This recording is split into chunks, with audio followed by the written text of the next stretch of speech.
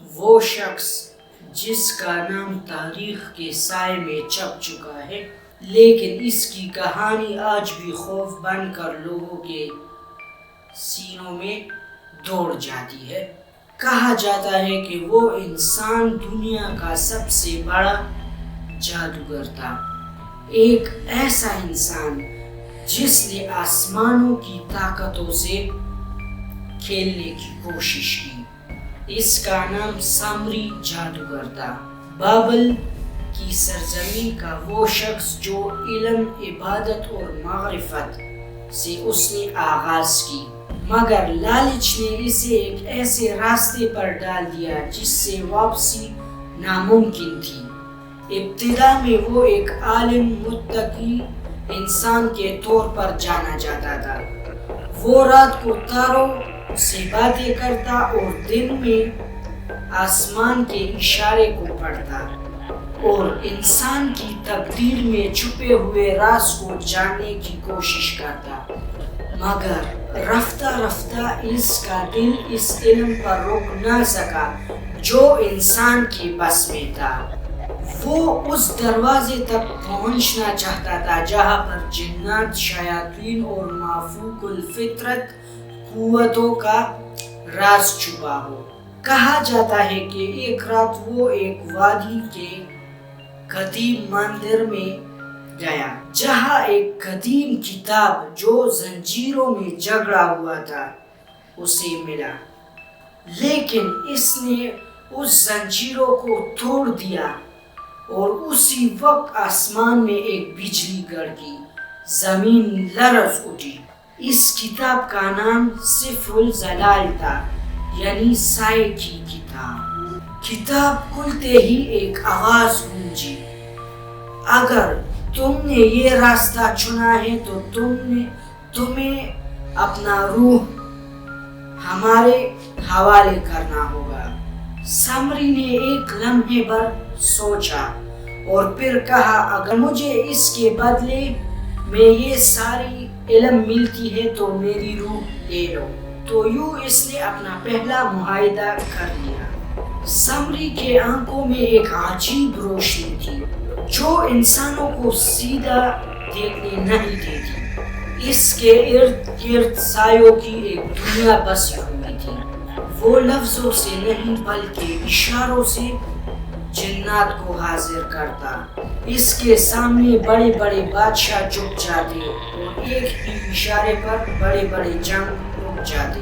پھر لوگ اسے خدا کا نبی سمجھنے لگے۔ پھر اس نے بابل کے بازاروں میں اپنے جادو سے سونا برسایا اور زمین کے نیچے سے چھپے ہوئے خزانے نکالے، مگر جس طاقت نے اسے اتنی شہرت دی تو وہی طاقت اس کے زوال کی وجہ بھی بن گئی۔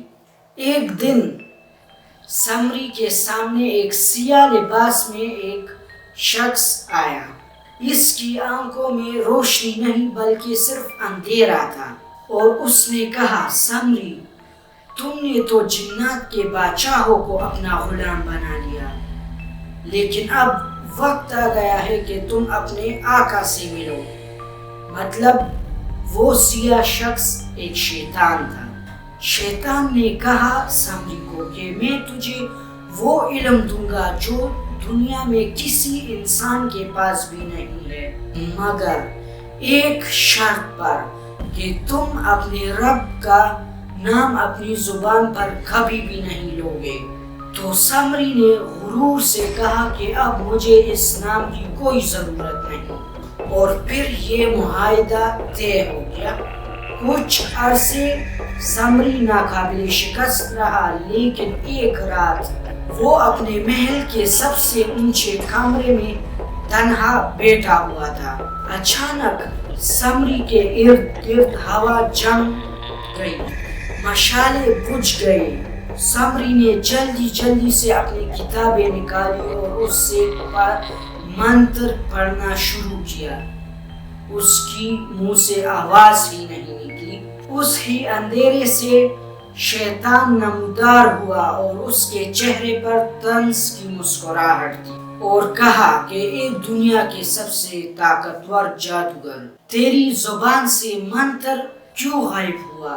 سمری کپکپاتے ہوئے کہنے لگا کہ تم نے تو مجھ سے وعدہ کیا تھا کہ مجھے لافانی طاقت دو گے۔ شیطان ہنسا اور بول پڑا، میں نے وعدہ کیا تھا کہ میں لافانی طاقت دوں گا، لیکن یہ وعدہ نہیں کیا تھا کہ وہ ہمیشہ کے لیے ہوگا۔ تم نے تو اپنا دل بند کر دیا، لیکن اس دل کے اندر ابھی بھی رب کی وحدانیت جھلکتی ہے۔ ہم ایسی روحوں کو کبھی بھی قبول نہیں کرتے جن کے اندر ایمان کا ایک ذرہ بھی موجود ہو۔ یہ سن کر سمری کے پیروں تلے سے زمین کھسک گئی۔ سمری نے بھاگنے کی کوشش کی مگر دروازے پتھر کے بن گئے۔ اس کے شاگرد دوڑتے ہوئے آئے مگر اندر صرف چیخوں کی گونج سنائی دی۔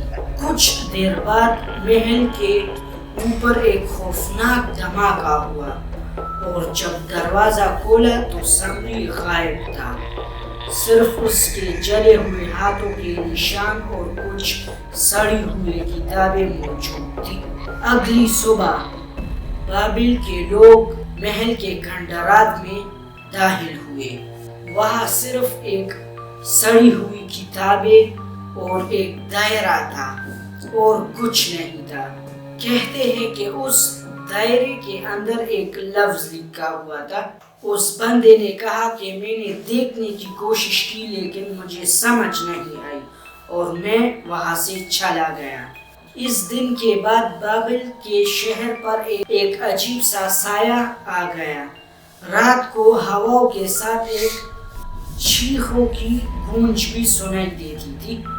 بابل کے لوگ یہ کہتے تھے کہ یہ سمری کی روح ہے جو معافی مانگ رہی ہے، لیکن اب وقت گزر چکا ہے، دیر ہو چکی ہے۔ اب اس کی قبر پر گھاس بھی نہیں اگتی اور پرندے نہیں بیٹھتے، اور یہاں تک کہ لوگوں کا کہنا تھا کہ رات کو اس کی قبر سے دھوئیں بھی اٹھتی تھی۔ ایک شخص جس نے دنیا کی سب سے بڑی طاقت حاصل کی مگر اپنے رب سے رشتہ توڑ دیا۔ تو یہ سبق ہم سب کے لیے ہے کہ ہمیں اپنے رب کو نہیں بھولنا چاہیے۔ اگر آپ کو یہ ویڈیو اچھی لگی، یہ سٹوری اچھی لگی تو لائک اینڈ سبسکرائب۔ ملتے ہیں ایسی نئی انٹرسٹنگ ویڈیو کے ساتھ۔ خدا حافظ۔